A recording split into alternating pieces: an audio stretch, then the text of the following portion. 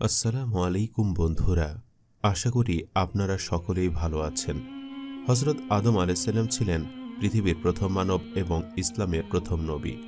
আদম আলাইহিসসালামের শেষ দিকে ক্রমবর্ধমান মানবকুলে শিরক ও কুসংস্কারের আবির্ভাব ব্যাপকভাবে ঘটে এবং তার বিস্তৃতি লাভ করে। ফলে তাদের সংশোধনের জন্য আল্লাহ হযরত নূহ আলাইহিসসালামকে নবী ও রাসূল করে পাঠান, কিন্তু তখনকার মানুষ তাকে প্রত্যাখ্যান করে। হযরত নূহ আলাইহিসসালাম ছিলেন পিতা হযরত আদম আলাইহিসসালামের দশম অথবা অষ্টম অধস্তন পুরুষ। তিনি ছিলেন দুনিয়াতে প্রথম রাসূল। তাকে মানবজাতির দ্বিতীয় পিতা বলে আখ্যায়িত করা হতো। হযরত নূহ আলাইহিসসালামের চারজন পুত্র ছিল: শাম, হাম, ইয়াফিস ও ইয়াম অথবা কেনান। প্রথম তিনজন ঈমান আনেন, কিন্তু শেষোক্তজন কাফের হয়ে প্লাবনে ডুবে মারা যায়। নূহ আলাইহিসসালামের দাওয়াতে তার কওমের হাতে গণামাত্র কয়েকজন ঈমানদার ব্যক্তি সাড়া দেন এবং তারাই প্লাবনের সময় নৌকা আরোহণের মাধ্যমে নাজাত পান।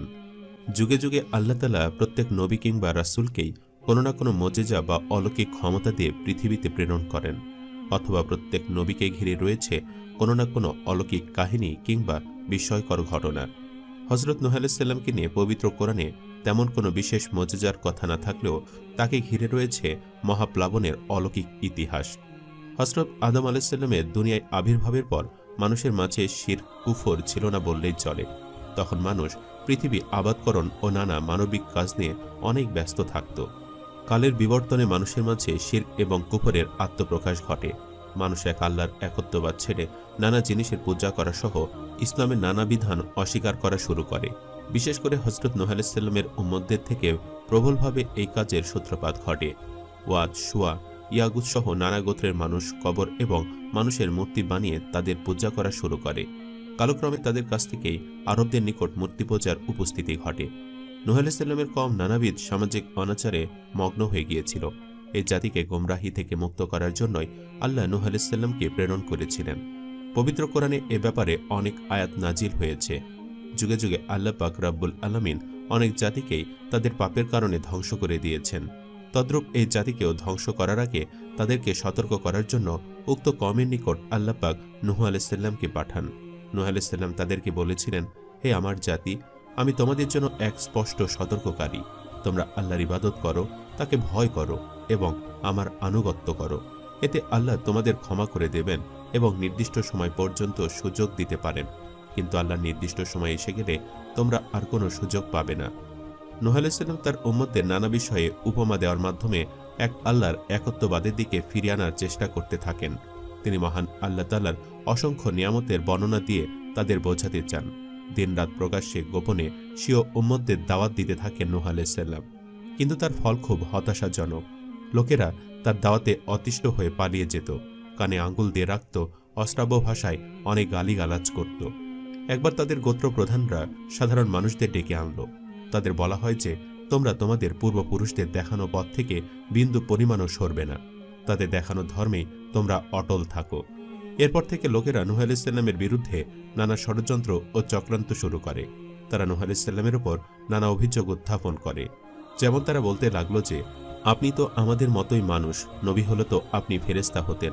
আমাদের গোত্রের হীন ও কম বুদ্ধি সম্পন্ন লোকেরাই আপনার অনুসারী। আপনার মূল লক্ষ্য হচ্ছে ক্ষমতা লাভ করা, আর আপনি যে দাওয়াত দিচ্ছেন তা আমাদের বাপদাদাদের দেখানো পথ বিরোধী, সুতরাং আপনি মিথ্যাবাদী। গোত্র প্রধানগণ আরো নানান অপপ্রচার চালিয়ে জনগণকে নূহ আলাইহিসসালামের ওপর খেপিয়ে তোলে। নূহ আলাইহিসসালামও তাদের এসব আপত্তির জবাব দিয়েছিলেন। তিনি বললেন, হে আমার কওম, আল্লাহ পাক রব্বুল আলামিনের পক্ষ থেকে সুস্পষ্ট দলিল পাওয়ার পরও তোমরা যদি আমার কথা না শোনো, তাহলে আমি তোমাদের ওপর জোরপূর্বক কোনো কিছু চাপিয়ে দিতে পারি না। কোনো গরিব অসহায় ব্যক্তি যদি আমার ডাকে সাড়া দেয়, আমি তাকে কোনোভাবেই ফিরে দিতে পারি না। যদি আমি এমনটা করি, অবশ্যই আমার প্রতিপালকের কাছে আমি জবাবদিহি করা লাগবে। আমি দাওয়াতের বিনিময়ে তোমাদের নিকট কোনো সম্পদ, ক্ষমতা বিনিময় কিছুই চাই না। আমার পুরস্কার আল্লাহ পাকের কাছে। লোকদের কাছ থেকে এত ভৎসনা ধিক্কার পেয়েও নূহ আলাইহিসসালাম থেমে যাননি। তিনি একজনের পর একজনের নিকট দাওয়াত দিতেই থাকলেন, এই আশায় যে হয়তো পরবর্তী জন আমার দাওয়াতে সাড়া দিবে। একাধারে 900 বছরেরও অধিক সময় স্বীয় কওমকে দাওয়াত দিয়েছিলেন নূহ আলাইহিসসালাম। তারা নূহ আলাইহিসসালামের দাওয়াতকে তাচ্ছিল্য ভরে প্রত্যাখ্যান করেছিল। একবার গোত্রের লোকেরা তাকে বললেন, তুমি যদি দাওয়াত দেওয়া থেকে বিরত না হও, তবে পাথর মেরে তোমার মস্তক চূর্ণ বিচূর্ণ করে দেব। তারপরও তিনি দাওয়াত দিতে থাকেন, আল্লাহর কাছে তাদের হেদায়েতের জন্য দোয়া করতে থাকেন। কিন্তু তার সম্প্রদায়ের অনীহা, অবজ্ঞা, তাচ্ছিল্য এবং অধ্যত্ব ক্রমে বৃদ্ধি পেতে থাকে। তাদের অহংকার ও অত্যাচার চরম সীমায় পৌঁছে গিয়েছিল এবং পাপ ষোলকলায় পূর্ণ হয়ে গিয়েছিল। এই দীর্ঘ সময়ে মাত্র 70 থেকে 82 জন লোক আল্লাপাকের ওপর ঈমান এনেছিলেন। এক পর্যায়ে আল্লাপাক নূহকে জানিয়ে দিলেন, ইতিমধ্যে যারা ঈমান এনেছে তারা ব্যতীত আর কেউ তোমার ওপরে ঈমান আনবে না। আর তিনি যখন এই সংবাদ জানলেন তখন স্বীয় রবের নিকট প্রার্থনা করলেন, হে আমার পালনকর্তা, আমাকে সাহায্য করুন, কেননা ওরা আমাকে মিথ্যাবাদী সাব্যস্ত করেছে। আপনি এই কওমের লোকদের ওপর চূড়ান্ত ফয়সালা করুন এবং মুমিনদের রক্ষা করুন। তারপর নূহ আলাইহিস সালাম এ জাতির জন্য চূড়ান্তভাবে বদদোয়া করলেন। আল্লাহ পাক তার দোয়া কবুল করেন এবং দিন তারিখের নমুনাও বলে দেন। যেদিন দেখবে চুল্লির মধ্য থেকে পানি উঠিতেছে তখন প্লাবন শুরু হবে। তবে প্লাবনের আগেই একটি নৌকা বা কিস্তি বানিয়ে রাখতে বলেছিলেন, যাতে করে নূহ আলাইহিস সালাম এবং ঈমানদার উম্মতেরা এই প্লাবন থেকে রক্ষা পায়। আল্লাহ পাকের নির্দেশ মোতাবেক নূহ আলাইহিস সালাম কিস্তি বা নৌকা নির্মাণ শুরু করে দিলেন এবং প্লাবনের কথা কওমের নিকট জানিয়ে দিলেন। কওমের লোকেরা আরও তিরস্কার বৃদ্ধি করে দিল এবং বলল যে, কোথাও পানি নেই, এই মরুভূমিতে কিভাবে প্লাবন হবে। নূহ আলাইহিস সালাম তার নৌকা নির্মাণের কাজ শেষ করলেন। কিস্তিটি 300 গজ লম্বা, 50 গজ প্রস্থ, 30 গজ উঁচু ও ত্রিতল বিশিষ্ট, আর দুই পাশে অনেকগুলি জানালা ছিল। নিচতলায় জীবজন্তু, দ্বিতীয়তলায় পুরুষগণ এবং ওপরের তলায় নারীরা আরোহণ করেছিল। হযরত নূহ আলাইহিস সালামের পূর্বে কেউ কখনো নৌকা চোখেও দেখেনি, আর আল্লাহ তাআলা হযরত নূহ আলাইহিস সালামকে এই নৌকা তৈরির জ্ঞান দান করেছিলেন, যেটি ছিল তার জন্য একটি বিশেষ মুজিজা। এই অলৌকিক জ্ঞান সম্পৃক্ত মুজিজার কারণেই আল্লাহর দেওয়া আযাব অর্থাৎ মহাপ্লাবন থেকে বাঁচার জন্য হযরত নূহ আলাইহিস সালাম বিশাল নৌকাটি নির্মাণ করতে পেরেছিলেন। অর্থাৎ আল্লাহ তাআলা তাকে এই বিশেষ জ্ঞানটি দান করেছিলেন বলেই তিনি বেঁচে গিয়েছিলেন। সুতরাং বলা যেতে পারে এটি হযরত নূহ আলাইহিস সালামের জন্য ছিল একটি বিশেষ মুজিজা স্বরূপ। হযরত নূহ আলাইহিস সালাম যখন তার নৌকার নির্মাণ কাজ শেষ করে তখন কাফির সম্প্রদায় বলে দলে এসে এই নৌকায় পায়খানা করে পূর্ণ করে ফেলল। নূহ আলাইহিস সালাম এই দৃশ্য দেখে বিমর্ষ হয়ে পড়লেন। আল্লাহ পাক তাকে সাহস দিলেন যে, আপনি কোনো চিন্তা করবেন না। ওই নৌকায় সর্বশেষ যে পায়খানা করার জন্য গেল সে ছিল কুষ্ঠরোগগ্রস্ত এক বুড়ি। বুড়ি ওই নৌকার মধ্যে পায়খানা করতে গিয়ে ওই পায়খানার মধ্যে পড়ে বুড়ি ডুবে গেল। পায়খানার মধ্যে গোসল করে বুড়ি ওপরে উঠে নিজের দিকে তাকিয়ে দেখে তার দেহে কোনো কুষ্ঠরোগ তো নেই, বরং সে 16 বছরের যুবতীর ন্যায় তার চেহারা ফিরে পেল। আর এটিও ছিল একটি অদ্ভুত অলৌকিক ঘটনা। অর্থাৎ আল্লাহ তাআলা চেয়েছিলেন যে সে কাফের ব্যক্তিদেরকে দিয়েই নৌকাটি পরিষ্কার করতে, তাই আল্লাহ তাআলা এই অদ্ভুত অলৌকিক কাহিনীটি ঘটিয়েছিল, যার ফলে লোকেরা এই ঘটনা শুনে দলে দলে এসে নৌকা থেকে পায়খানা নিয়ে গেল। যারা এসে পায়নি তারা নৌকা ধুয়ে সে পানি নিয়ে গেল। নৌকার সমস্ত পায়খানা এমনভাবে পরিষ্কার করল যে কিছুই বাকি রহিল না। এবার হঠাৎ করে নির্ধারিত দিনে চুল্লির ভেতর থেকে পানি ওঠা শুরু করল।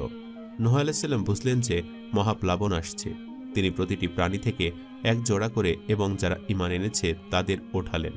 এদিকে নূহ আলাইহিস সালামের পুত্র কেনান নৌকায় উঠতে চাইল, কিন্তু সে ঈমান আনেনি।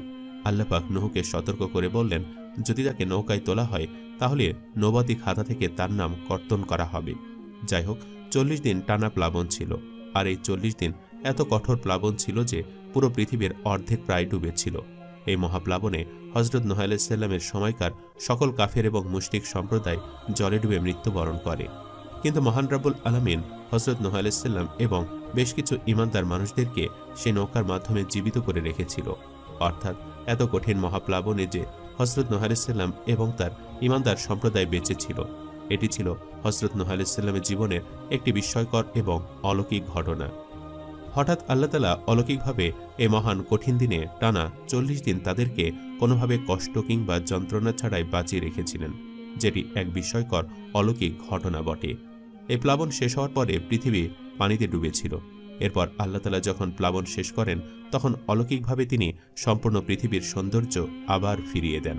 প্লাবনের পর নূহ আলাইহিস সালামের সঙ্গে নৌকারোহী মুমিন নরনারীদের মাধ্যমে পৃথিবীতে নতুনভাবে আবাদ শুরু হয় এবং তাদেরকে তিনি সত্যের পথে পরিচালিত করেন। এ কারণে তাকে মানবজাতির দ্বিতীয় পিতা বলা হয়। আর নতুন করে ঈমানদার নরনারীদেরকে নিয়ে পৃথিবীর আবাদ সৃষ্টি করা ছিল তার জন্য একটি অলৌকিক বিষয়, যা আল্লাহ তাআলার সাহায্যে তিনি করতে পেরেছিলেন। হযরত নূহ আলাইহিস সালামের বিশেষ মুজিজার মধ্যে একটি ছিল তার হায়াতের মুজিজা।